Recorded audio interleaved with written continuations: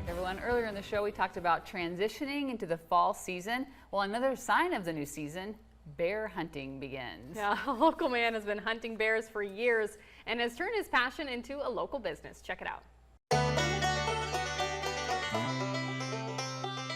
About 4 years ago, I had this wild idea of starting a bear bait business. I've been bear hunting since '91 and fell in love with it.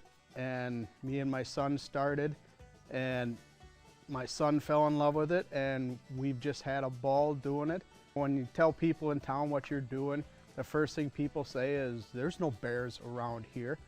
But there's actually a lot of bear hunters, and the customers and the people we've had have been spectacular. Bear hunting season in Minnesota runs from, you can start baiting about the second week in August, and bear hunting every year starts in Minnesota on September 1st and runs through about October 15th.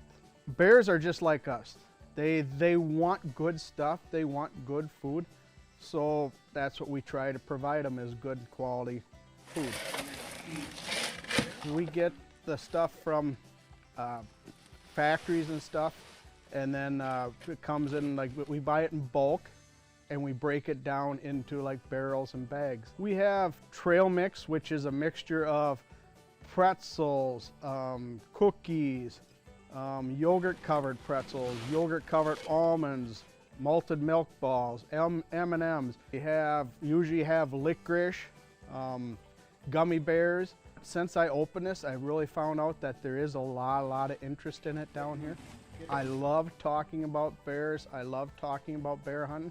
It's been a passion of mine, and it's a passion that I've handed down to my son, and I'm so proud of that.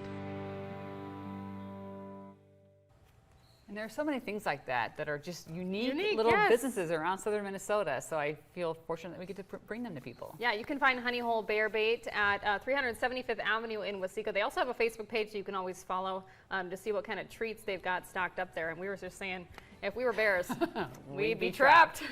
We'll be right back.